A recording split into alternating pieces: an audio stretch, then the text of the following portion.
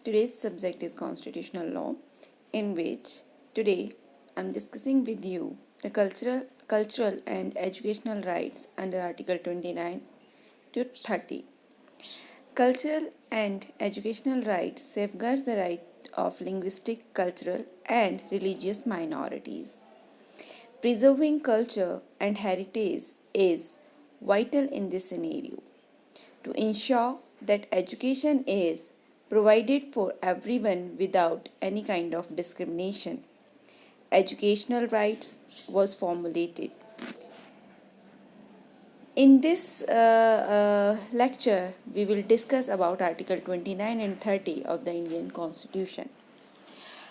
जब हम बात कर रहे हैं कल्चरल एंड एजुकेशनल राइट्स की, मतलब कि धार्मिक जो अल्पसंख्यक वर्ग हैं और ये अल्पसंख्यक वर्ग जो हैं, इनके अधिकारों की जब हम बात करते हैं, इनके शैक्षणिक अधिकारों की सुरक्षा की जब हम बात करते हैं, प्रोटेक्शन की जब हम बात करते हैं, तो यहाँ पर दो चीज़ें इम्पोर्टेंट हैं कि ये जो अल्पसंख्यक समुदाय है, जिन्हें हम धार्मिक अल्पसंख्यक के नाम से जानते हैं, इन संप्रदायों को हमने अलग क्यों माना है? हमने इन्हें अलग माना है कि उनकी जो भाषा है, उनका जो कल्चर और उनकी जो लिपि है वो अलग है, वो और लोगों से अलग है, डिफरेंट है। ये 3 ग्राउंड्स हैं, भाषा, कल्चर और उनकी लिपि, स्क्रिप्ट। ये 3 मुख्य ग्राउंड है जिनके आधार पर हमने रिलीजियस माइनॉरिटीज़ को डिफाइन किया है। तो जिन भी अल्पसंख्यकों का भाषा, लिपि और कल्चर डिफरेंट होता है, उन्हें संविधान के अंतर्गत रिलीजियस माइनॉरिटीज़ का स्टेटस प्रदान किया हुआ है। तो जब हम बात कर रहे हैं रिलीजियस माइनॉरिटीज़ की, तो रिलीजियस फ्रीडम तो हम पढ़ ही चुके हैं आर्टिकल 25 से 28 के अंदर। तो फिर ये रिलीजियस माइनॉरिटीज़ की प्रोटेक्शन के लिए हमें अलग से आर्टिकल्स की क्या ज़रूरत थी? आर्टिकल 29, 20 और 30 की हमें ज़रूरत क्या थी? तो देखिए, हमें ज़रूरत क्यों थी।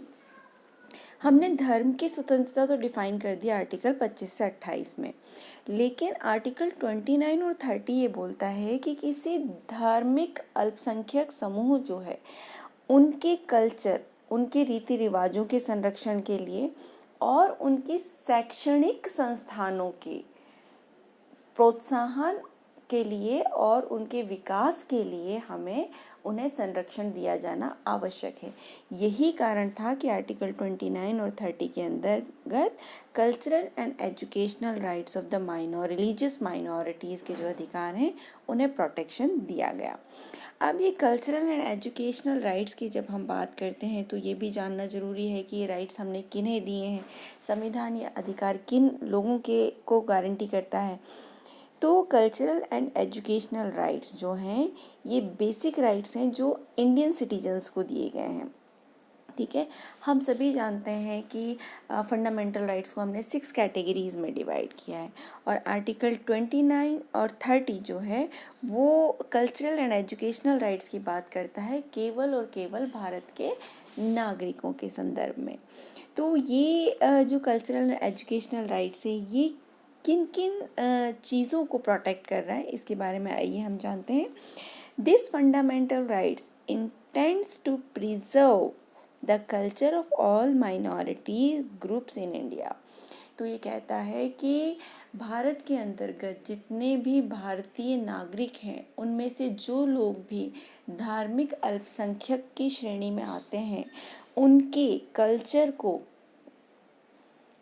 प्रिजर्व करना, उनकी संस्कृति को प्रिजर्व करना इस अनुच्छेद की आधारभूत धारणा है, एम है, ऑब्जेक्ट है। दूसरा, Indian society is composite heterogeneous one and it's diversity is one of its strength.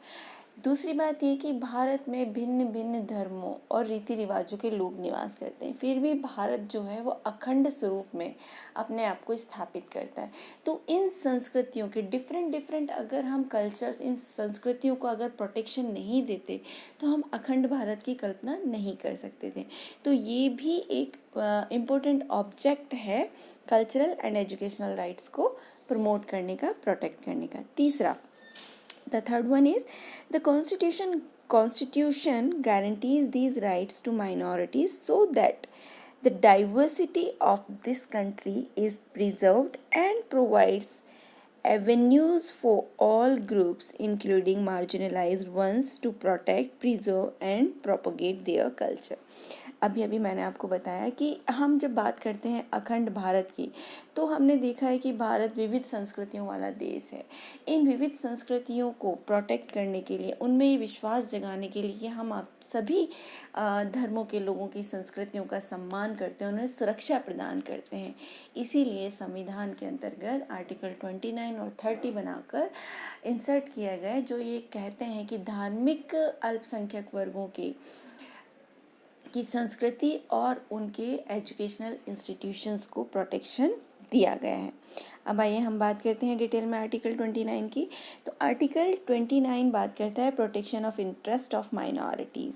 इसमें भी दो सब पॉइंट्स हैं। तो आर्टिकल 29 क्लोज 1 कहता है, this provides that all citizens groups that reside in India having a distinct culture, language and script, the right to conserve their culture and language.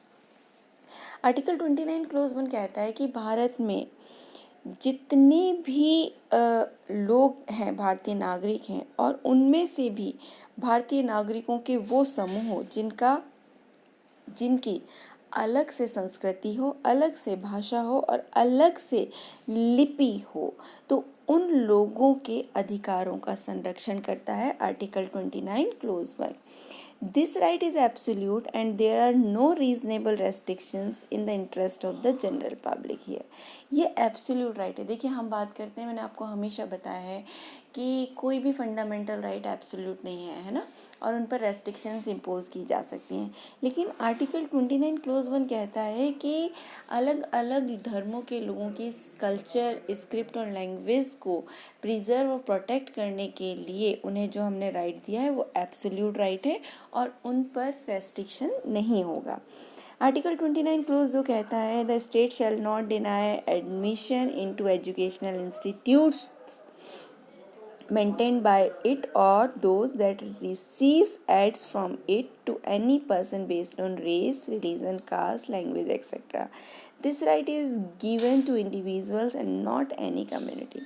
अब article 29 close जो है वो इंडिविजुअल राइट है, community को नहीं दिया गया है। यहाँ पर ये बताता है कि राज्य जो है किसी भी धार्मिक शैक्षणिक संस्थानों में एडमिशन के लिए मना नहीं करेगी। किस आधार पर? किसी विशेष जाति, धर्म, भाषा और वंश के आधार पर। मतलब अगर कोई रिलीजियस इंस्टीट्यूशन भी है तो वहाँ पर भी कोई भी व्यक्ति एडमिशन ले सकता है, राज्य एडमिशन लेने से लिए मना नहीं कर सकती। लेकिन अगर ऐसे एजुकेशनल इंस्टीट्यूशंस अपने धर्म और अपनी संस्कृति के लोगों के लिए कुछ सीटें रिजर्व करना चाहें तो वो कर सकते हैं, लेकिन 100% सीट्स रिजर्व नहीं की जा सकती। ठीक है, आइए आगे चलते हैं। आर्टिकल 30 बात करता है right of minorities to establish and administer educational institution. Article 29 तो हमें बताता है कि जो रिलीजियस माइनॉरिटीज़ हैं उनके राइट्स को हम किस तरीके से प्रोटेक्ट करेंगे, और आर्टिकल 29 क्लोज टू इंडिविजुअल्स को ये राइट देता है कि वो एजुकेशनल इंस्टीट्यूट्स जो होते हैं, रिलीजियस इंस्टीट्यूट्स जो होते हैं, वहाँ पर एडमिशन लेने के लिए एंटाइटल होंगे। स्टेट उन्हें वहाँ एडमिशन लेने से मना नहीं करेगा।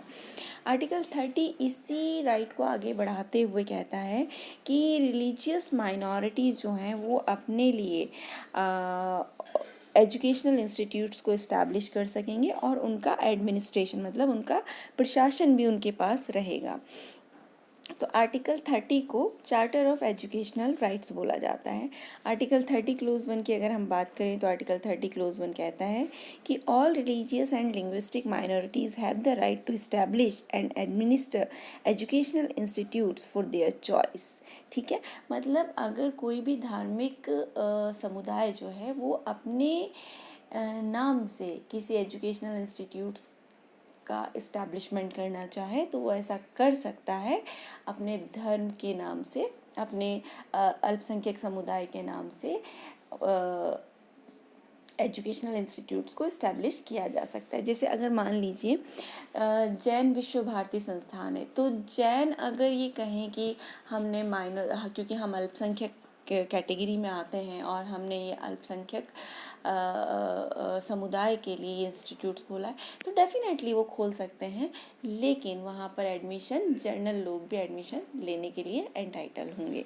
इसी तरह अगर सिख कम्युनिटी कोई एजुकेशनल इंस्टीट्यूट खोलती है और उसे गुरु नानक देव एजुकेशन इंस्टीट्यूट नाम दे दिया जाए, तो इसका मतलब ये नहीं है कि वहाँ पर केवल सिख कम्युनिटी के बच्चे ही एडमिशन लेंगे, नहीं, वहाँ पे अदर कम्युनिटीज़ के बच्चे भी एडमिशन ले सकते हैं, लेकिन हाँ, वो कुछ सीट्स उस पर्टिकुलर कम्युनिटी और कल्चर के प्रमोशन के लिए रिजर्व कर सकते हैं। आर्टिकल 32 आगे बात करता है, the state should not when granting aid to educational institutes discriminate against any educational institutes on the ground that it is under the management of a minority, whether based on religious or language। देखिए 30(2) कहता है कि अगर कोई educational institute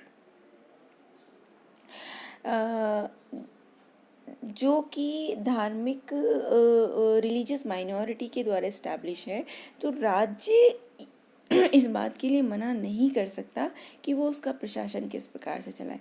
अगर वो fully funded है, देखिए अगर कोई एजुकेशनल इंस्टीट्यूट, रिलीजियस इंस्टीट्यूट भी अगर स्टेट गवर्नमेंट से फुली फंडेड है, तो उसका एडमिनिस्ट्रेशन स्टेट के पास होता है, लेकिन अगर वो फुली फंडेड नहीं है तो उसका एडमिनिस्ट्रेशन जो है वो रिलीजियस माइनॉरिटी जिन्हें चाहे अपना एडमिनिस्ट्रेटर अपॉइंट कर सकती है। तो ये था आपका आर्टिकल 29 और 30, जिसमें आज हमने डिस्कस किया cultural and educational rights of religious minorities. Hope आपको आज का टॉपिक हमारा समझ में आया होगा। So thank you very much for the today's lecture.